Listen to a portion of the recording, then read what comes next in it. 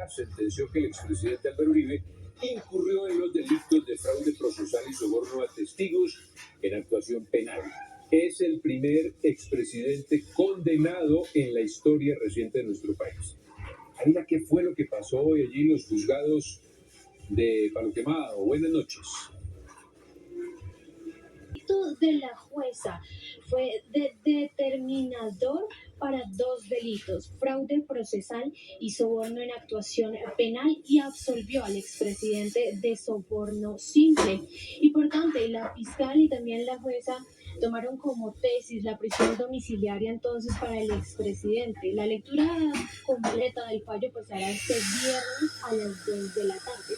En esta jornada se vio dos puntos muy importantes, dos pruebas y argumentos que llevaron justamente al fallo, que desde el mediodía pues se veía una perspectiva un poquito más clara de la decisión de la jueza, y fueron dos pruebas que se tomaron con legalidad, es decir, la interceptación de las llamadas entre el expresidente Álvaro Uribe y su abogado Diego Cadena, en donde la jueza aseguró, según sus palabras, el expresidente Álvaro Uribe entonces fue determinador de estos dos delitos.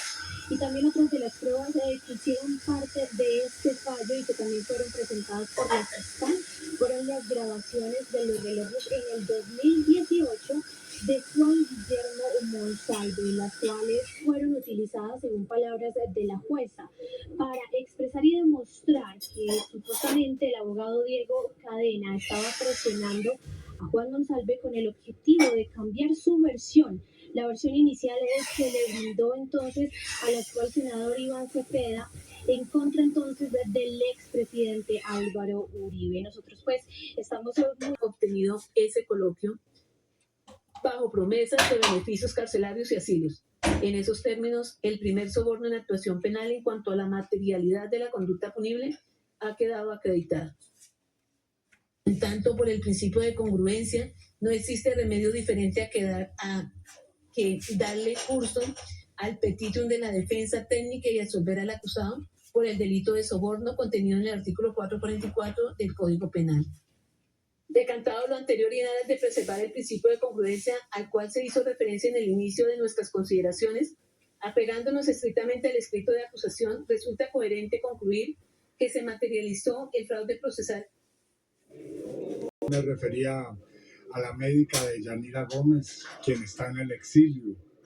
Ella tuvo que pagar con irse del país la persecución de la cual fue víctima. También los doctores Montealegre y el doctor Perdomo, que han sido víctimas reconocidas en este proceso, a nuestros abogados, a los colectivos de derechos humanos que han trabajado con nosotros, a las organizaciones de víctimas. Senador, muchísimas gracias. La juez 44 penal del circuito de Bogotá, Sandra Heredia, quien llevó el juicio contra el expresidente Álvaro Uribe, concluyó que de la mano de la Fiscalía y los apoderados de víctimas quedó acreditado y suficientemente materializado el delito de soborno en actuación penal. Desmintiera lo dicho, pero adicional debía argumentar que lo allí expresado era producto de la actividad malintencionada del senador Iván Cepeda Castro, quien había obtenido ese coloquio bajo promesas de beneficios carcelarios y asilos. En esos términos, el primer soborno en actuación penal en cuanto a la materialidad de la conducta punible ha quedado acreditado. La jueza señaló que se probó el delito de soborno testigo por parte del abogado Cadena y de Álvaro Hernán Prada. Desde dos frentes diferentes. Uno, ejecutado al interior del establecimiento carcelario, donde se encontraba confinado en esta capital, y otro a distancia desde Neiva, el cual perseguía un único fin, cual era lograr que rescindiera las manifestaciones que en su contra había exteriorizado. También encontró responsable al expresidente Álvaro Uribe del delito de fraude procesal. Decantado lo anterior y en aras de preservar el principio de congruencia al cual se hizo referencia en el inicio de nuestras consideraciones, apegándonos estrictamente al escrito de acusación, resulta coherente concluir que se materializó el fraude procesal en relación con el documento suscrito el 18 de julio del 2017. Seguido, absolvió al expresidente del delito de soborno simple relacionado con el episodio de la exfiscal Hilda Niño Farfán. A Hilda Niño se le prometió ser escuchada por el fiscal general de la Nación en una entrevista con las consecuencias que ello podría suscitar, principios de oportunidades, negociaciones, y que esa proposición llevó a la suscripción de memoriales acusando a funcionarios de la Fiscalía General de la Nación. Más no que la promesa fue dialogar con Álvaro Uribe Vélez. En esta jornada, la jueza decidió mantener la legalidad de las grabaciones de 2 relojes espía, que en 2018 el condenado Juan Guillermo Monsalve logró que le llevaran a la cárcel La Picota para grabar charlas a escondidas con Diego Cadena, y también declaró legales las interceptaciones telefónicas entre el expresidente Álvaro Uribe y su abogado Diego Cadena.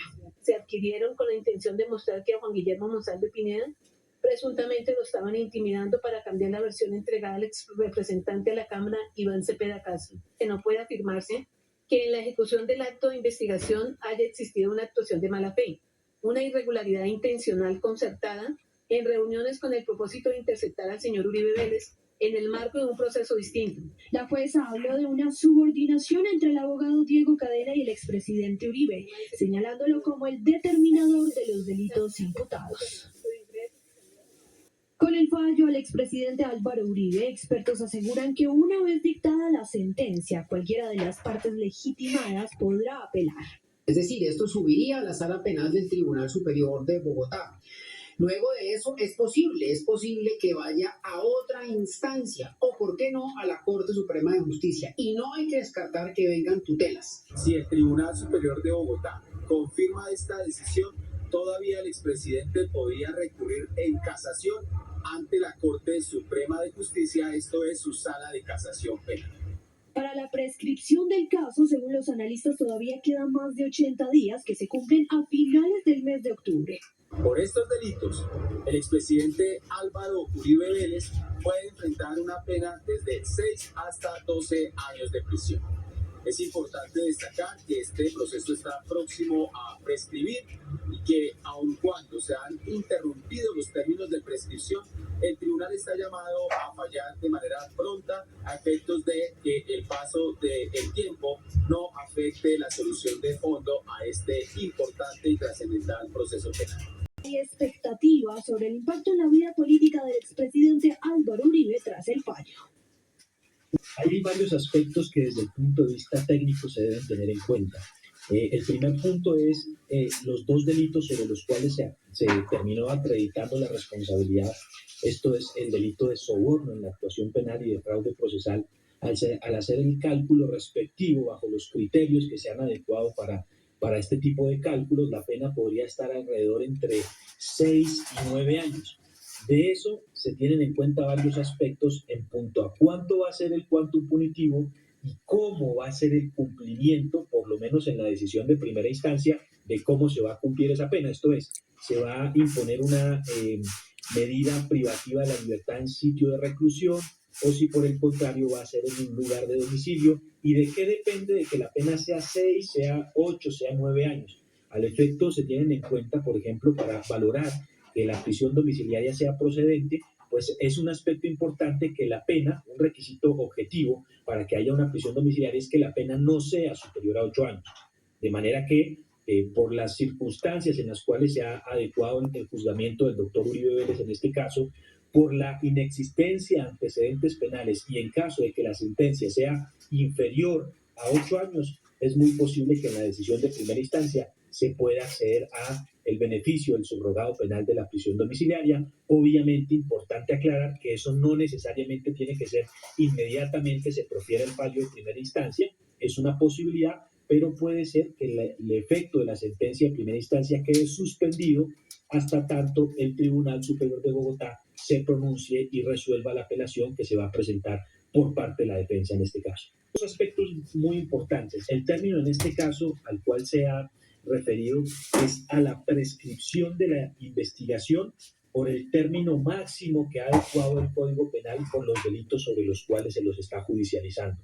Haciendo el cálculo desde la fecha de formulación de imputación o de vinculación formal del doctor Uribe Vélez al proceso penal, la prescripción estaría relacionada alrededor de mediados o finales del mes de octubre del año 2025. Esto es, que una vez el juzgado de primera instancia el viernes, como se materializó, se denunció el día de hoy en la audiencia, el viernes a las 2 de la tarde se va a hacer la notificación del fallo por escrito de la sentencia de primera instancia. A partir de ahí va a tener 5 días la defensa para sustentar el recurso de apelación, pero recordemos que digamos que esos 5 días son hábiles, no calendario. Esto es que posiblemente todo el término de la próxima semana va a ser el que va a tener la defensa para presentar ese recurso de apelación. Luego se corren otros 5 días para que las partes que no presentan recurso de apelación, que están conforme con la decisión, pero quieren hacer unos comentarios frente a la apelación que presenta la defensa, se pronuncie, y una vez se culminen esos otros 5 días, el expediente va a subir de manera completa a la sala penal del tribunal.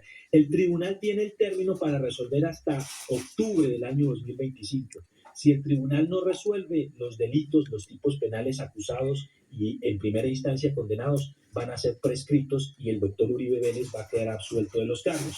Sin embargo, si el tribunal llega a resolver la segunda instancia antes del mes de octubre del año 2025, se renuevan nuevamente 5 años más el término para que, si lo considera procedente la defensa, presente recurso extraordinario de casación ante la Corte Suprema de Justicia.